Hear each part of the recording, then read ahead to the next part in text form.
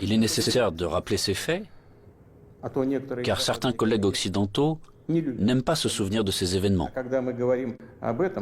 Et quand nous en parlons, ils préfèrent faire référence non pas aux normes du droit international, mais aux circonstances qu'ils interprètent comme ils l'estiment nécessaires. Puis est venu le tour de l'Irak, de la Libye et de la Syrie.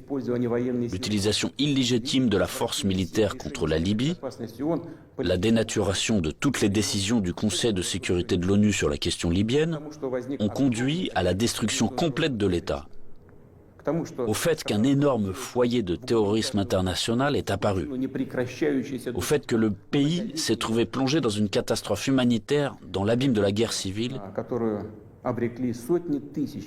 qui a duré plusieurs années et se poursuit encore, la tragédie à laquelle des centaines de milliers, des millions de personnes ont été condamnées, non seulement en Libye, mais dans toute cette région, a provoqué un exode migratoire massif de l'Afrique du Nord et du Moyen-Orient vers l'Europe.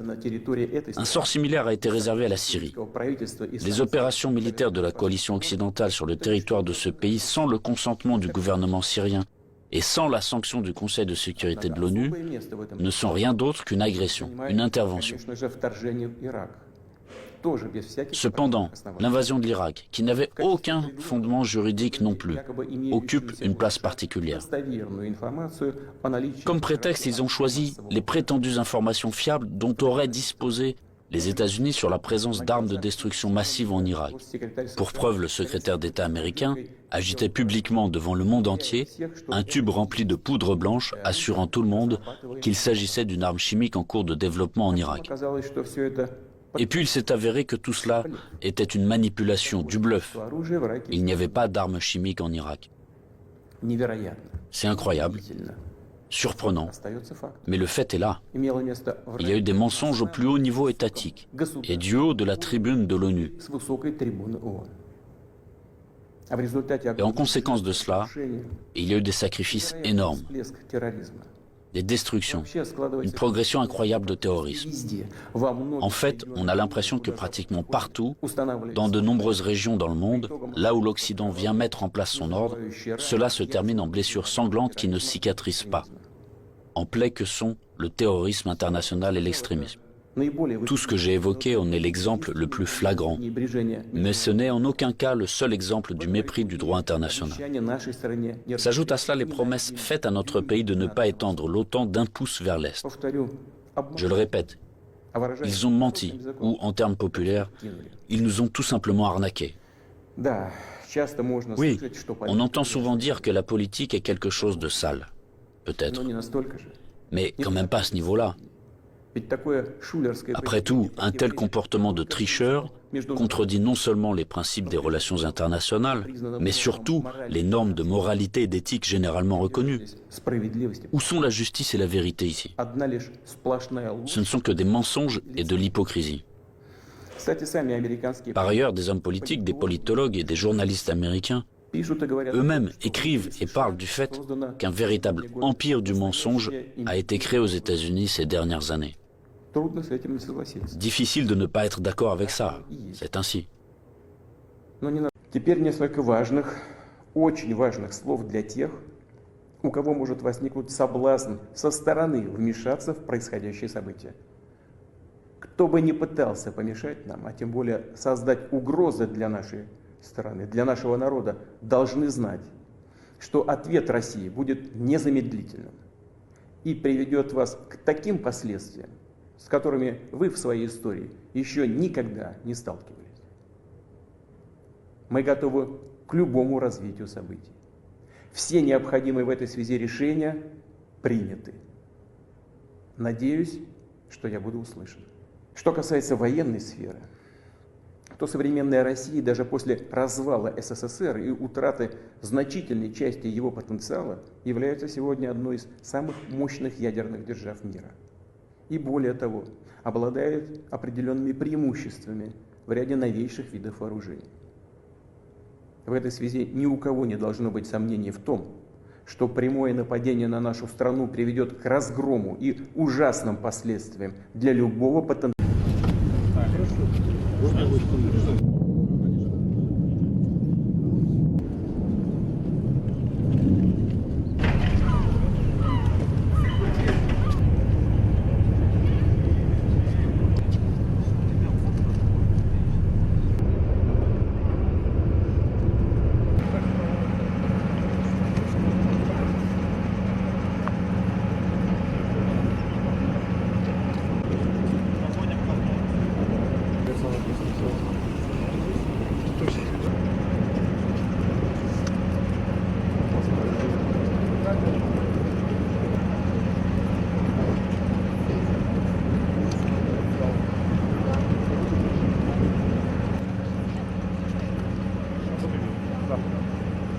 Спасательный буксир «Шахтер» именно на нем доставили с острова Змеиных военнослужащие украинской армии.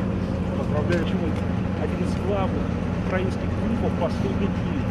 Дело в том, что для Украины рассказывали, что ребята защищались и погибли на острове Змеиных, и в Киеве даже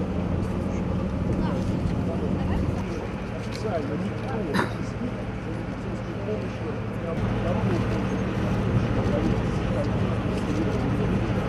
Вот интересно, как теперь отреагировали, вот интересно, как теперь отреагировали на Украину.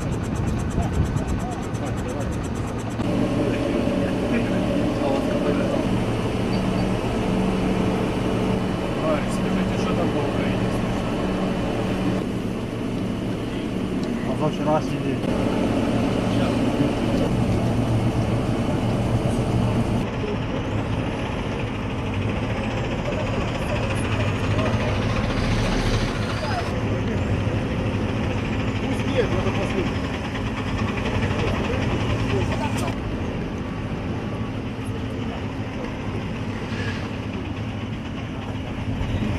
Вот на этих автобусах военнослужащие как раз и отправляют.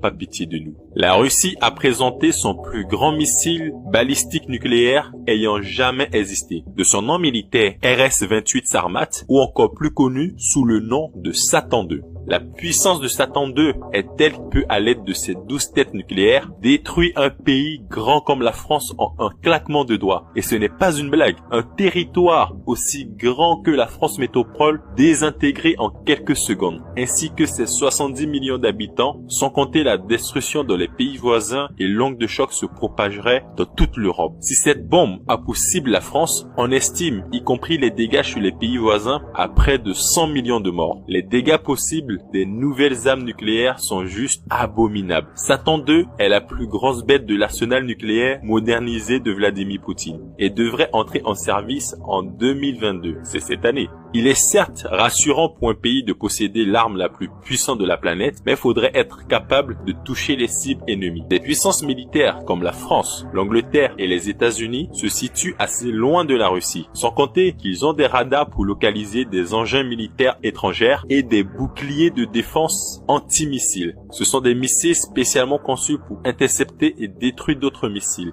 Mais c'est là que Satan II est très dangereux, voire invincible, voire invulnérable. Cette arme de 208 tonnes a une portée, apprêtez vos oreilles, de plus de 18 000 km. Depuis Moscou, il est capable de toucher n'importe quel point sur la Terre. Aucun pays au monde n'est à l'abri. Même pas si vous vous abritez dans le coin le plus reculé du pôle Nord, du Sahara ou de l'Amazonie. Tous les pays européens, y compris les États-Unis, sont vulnérables à ce missile. En plus de sa puissance et de sa portée, il est équipé d'une technologie furtive pour tromper tout type de système radar ennemi. Même les radars russes sont incapables de le détecter. Il est juste un fantôme. Mais le pire n'est pas là. Aucune technologie de défense antimissile ne serait en mesure de l'arrêter. C'est un missile hypersonique de vitesse Mach 20, soit 20 fois la vitesse du son. C'est égal à plus de 25 000 km/h. Il est si rapide que aucun missile au monde ne peut l'intercepter. Il pourrait faire le trajet Moscou-Londres en 6 minutes et les trajets Moscou-New York en 14 minutes seulement. La présentation de cette arme a rendu obsolète tous les boucliers de défense anti-missiles. Ils sont devenus totalement inutiles. En théorie, aucun missile de défense ne pourrait arrêter cette arme nucléaire avant qu'elle ne touche sa cible.